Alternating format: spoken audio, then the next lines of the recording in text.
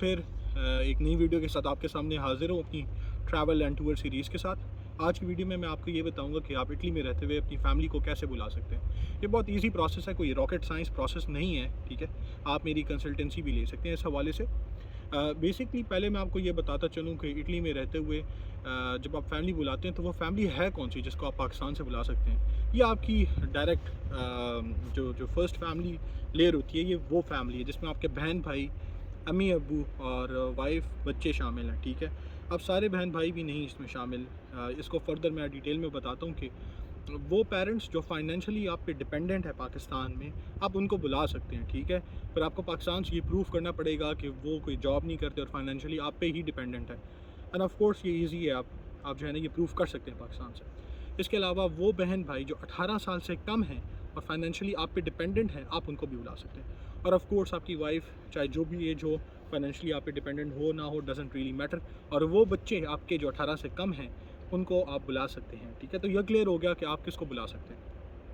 अब next step में मैं लिस्ट ऑफ डॉक्यूमेंट्स आपको बताता हूँ। ये डॉक्यूमेंट्स मैं डिस्क्रिप्शन में भी लगा दूंगा और इसके अलावा इस वीडियो में भी मैं एक बैनर लगा दूंगा डॉक्यूमेंट लिस्ट की, जहां आप देख सकते हैं। मैं बहुत आराम से आपको ईज़िली बताऊंगा कि प्रोसेस है क्या डॉक्यूमेंट्स का। देखिए, आपके पास पहले तो वीज़ा होना चाहिए। जो भी एप्लीकेंट अप्लाई कर रहा है, आप लीगल होने चाहिए इटली में। आपके पास वीज़ा की कोई भी कैटेगरी मौजूद हो, पर लॉन्ग टर्म वीज़ा हो तो ज़्यादा बेहतर है, ठीक है। तो आपके पास इंटरनेशनले प्रोटेज़ियोने इंटरनेशनले भी हो, आपके पास सुसिडियारे भी हो, आपके पास जो है ना काज़े स्पेशले भी हो, या इसके अलावा और इमिग्रेशन की कैटेगरी हो, या स्टूडेंट भी हो, आप अप्लाई कर सकते हैं, ठीक है। ये मैंने इटालियन टर्म्स यूज़ किए हैं, जो इटली में रहने वाले लोग हैं उनको समझ आ जाएगी, ठीक है, ईज़िली। तो इसमें घबराने वाली ज़रूरत नहीं है। तो आपके पास वीज़ा होना चाहिए वैलिड। उसके अलावा ऑफ कोर्स जब सोजोर्नो आपके पास होगी, परमेसो दी सोजोर्नो, उसके साथ आपके पास कार्ता आइडेंटिटा होना चाहिए, जिसको हम इंग्लिश में आईडी कार्ड कहते हैं। इसके अलावा आपके पास कोडिce फिस्काले होना चाहिए, जिसको इंग्लिश में हम फिस्कल कोड कहते हैं। इसके अलावा आपके पास जॉब कॉन्ट्रैक्ट होना चाहिए। इनडेफिनेट जॉब कॉन्ट्रैक्ट की ज़रूरत नहीं है, अगर हो तो बेहतर है, अगर ना भी हो तो कोई इशू नहीं है। पर कम से कम साल से 2 साल का कॉन्ट्रैक्ट आपके पास होना चाहिए, ठीक है। इसके अलावा आपके पास जो है ना घर का कॉन्ट्रैक्ट भी होना लाजमी है, ठीक है। इस डिटेल में मैं बाद में जाता हूँ कि घर कैसा होना चाहिए और कितने फैमिली मेम्बर्स के लिए कैसा घर होना चाहिए। पर आपने ये बात माइंड में रखनी है कि आपके पास घर का भी कॉन्ट्रैक्ट लाजमी हो। इसके अलावा आपके पास कुद होना चाहिए। कुद बेसिकली वो डॉक्यूमेंट है जो आपकी प्रीवियस ईयर की फाइनेंशियल कंडीशन बताता है, ठीक है। ये डॉक्यूमेंट आपको इटली में मार्च में मिलता है, ठीक है। ये डॉक्यूमेंट आपके पास लाजमी होना चाहिए। ऑब्वियसली आप मार्च के अलावा ये डॉक्यूमेंट नहीं ले सकते, तो ये इंपॉर्टेंट है। अच्छा, इसमें मैं आपको ये भी एक और इम्पॉर्टेंट बात बताता चलूँ कि आप जितने फैमिली मेम्बर्स मंगवा रहे हैं, उसके साथ आपकी इनकम भी उतनी ही होनी चाहिए। इटालियन अथॉरिटीज़ ने ये डिफ़ाइन की हुई है। अगर आप एक फैमिली मेम्बर पाकिस्तान से बुला रहे हैं तो लास्ट इनकम ईयर में, ठीक है, या लास्ट फिस्कल ईयर में आपकी सैलरी कम से कम 8,900 यूरो होनी चाहिए। अगर आप 2 फैमिली मेम्बर्स मंगवा रहे हैं तो आपकी सैलरी 11,000 यूरो होनी चाहिए। और अगर आप 3 मंगवा रहे हैं तो 14,000, 4 मंगवा रहे हैं तो 17,000। इसी तरह मोर और लेस 3,000 यूरोस प्लस करते जाएं, ठीक है। और मतलब ये है कि लास्ट ईयर आपकी जो एनुअल सैलरी है, अगर एक फैमिली मेम्बर बुला रहे हैं तो 9,000 होनी चाहिए। इस तरह जिस तरह मैंने बताया आपको डिफरेंट फिगर्स, उसमें आप ऐड करते जाएं, ठीक है। तो ये कुछ डॉक्यूमेंट आपके पास। इसके अलावा आपने 3 लास्ट सैलरी स्लिप्स अपनी बराबर करके रखनी है, ठीक है। अपनी जो भी ऑफिस के एचआर हैं वो आपको प्रोवाइड कर देंगे। अच्छा, इसके अलावा आपने जो है ना एक डॉक्यूमेंट होता है, उसको कहते हैं S2 मॉड्यूल। आपने वो S2 मॉड्यूल अपने पास रखना है। S2 मॉड्यूल सिंपली एक फॉर्म है। बेसिकली वो डॉक्यूमेंट है, मैं डिस्क्रिप्शन में भी लगा दूंगा, जो आपका घर का जो ऑनर है ना, वो उसको साइन करता है कि मैं अब्दुल्ला को ये अलाउ करता हूँ कि वो अपनी वाइफ और अपनी माँ बाप को बुलाए, ठीक है। तो वो डॉक्यूमेंट में लिख देता है, एक फॉर्म होता है, आपको परमिशन देता है आपका होम ऑनर, और उसके साथ अपनी आईडी कार्ड की कॉपी अटैच कर देता है। तो इसको हम कहते हैं S2 मॉड्यूल। अच्छा, बहुत से केसेस में एक और मॉड्यूल भी मांगा जाता है जिसको कहते हैं S3 मॉड्यूल। ये भी अगेन एक फॉर्म होता है। ये फॉर्म सिंपली ये होता है, आपने डाउनलोड करना है, डिस्क्रिप्शन में लगा दूंगा। आपको जो दोत्तोरे दी लवोरो है, जो आपका एम्प्लॉयर है, उसके पास ये फॉर्म लेकर जाना है, वो ये फॉर्म साइन करेगा, ठीक है। बेसिकली एक तरह से आपकी गारंटी देगा या आपको ये बताएगा, अथॉरिटीज़ को ये बताएगा उस पेपर के थ्रू कि मेरा एम्प्लॉयर है, इसकी सालाना इतनी इनकम है, दैट्स इट, ठीक है। इसके अलावा एक और डॉक्यूमेंट भी है जिसको कहते हैं इदोनीता एलोजेटिवो। अब ये क्या डॉक्यूमेंट है? देखिए, जब इटली में आप किसी भी फैमिली मेम्बर को बुला रहे हैं, ये यूरोपियन कंट्री है, तो उसकी कुछ ख़ास रिक्वायरमेंट्स हैं। आप किसी भी छपड़े में या जो है ना टेंट में किसी भी गंदे से घर में अपनी फैमिली को नहीं बुला सकते।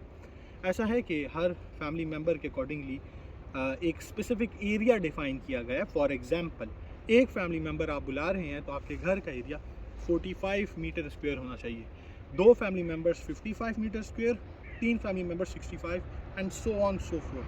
मैं डिस्क्रिप्शन में डिटेल भी लिख दूंगा, पर यह है कि आपका घर का एरिया एक स्पेसिफिकली डिफ़ाइन होना चाहिए, जैसे मैंने आपको बताया, ठीक है। प्लस आपने इस डॉक्यूमेंट के लिए कमूने से रिक्वेस्ट करनी है।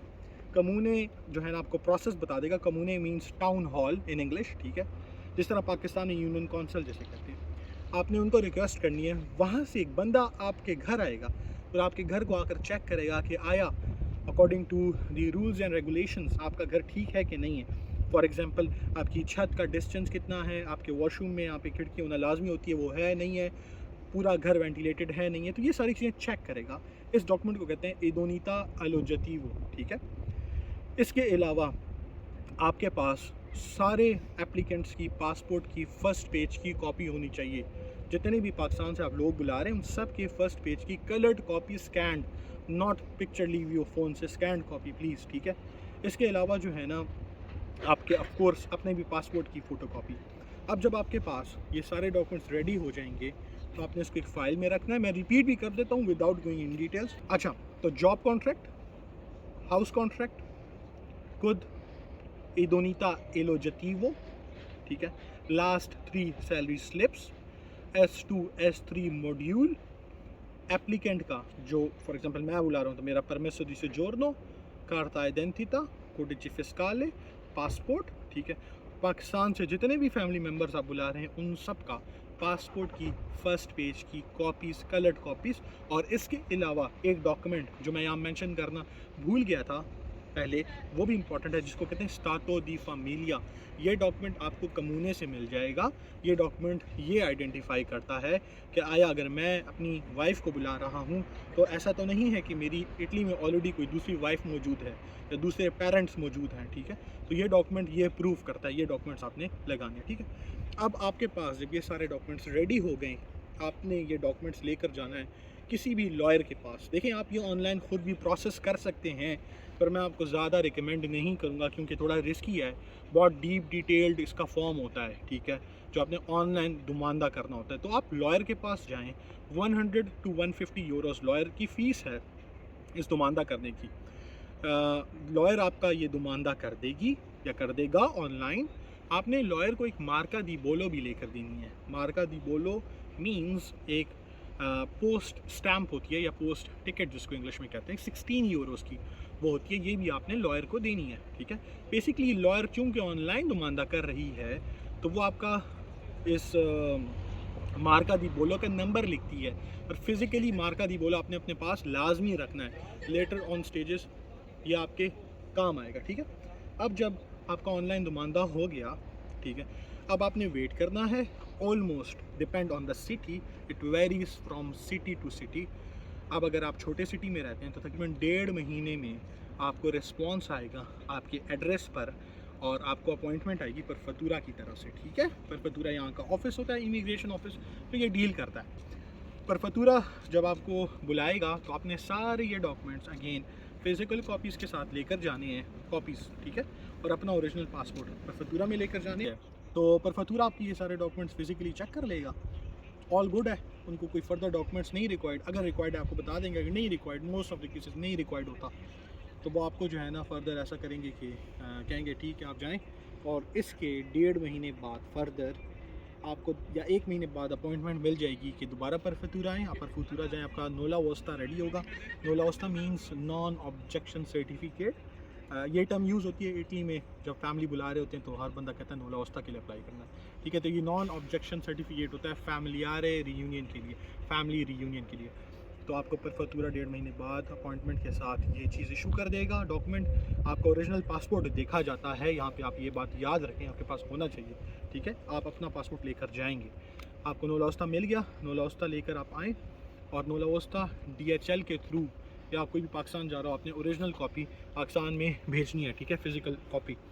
इसके अलावा जब ये पाकिस्तान में डॉक्यूमेंट आपका मौसूल हो जाए तो फर्दर फिर पाकिस्तान में क्या स्टेप्स हैं मैं आपको अगली वीडियो में बताऊंगा।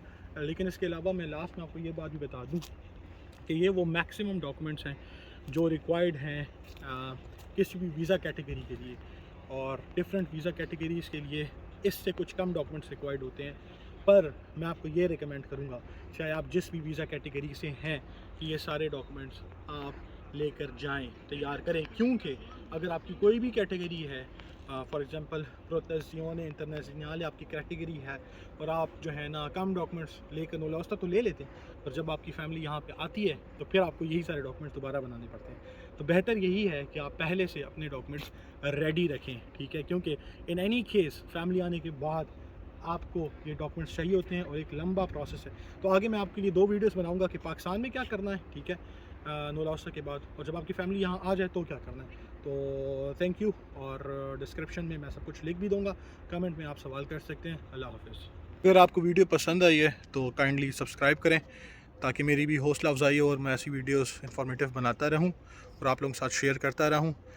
लाइक करें, सबके साथ शेयर करें, और अगर आपकी फर्दर क्यूरीज़ हैं तो आप लोग कमेंट सेक्शन में लिख सकते हैं। बाकी डिस्क्रिप्शन बॉक्स में भी मैंने डिटेल्स लिखी हुई हैं। अल्लाह हाफ़िज़।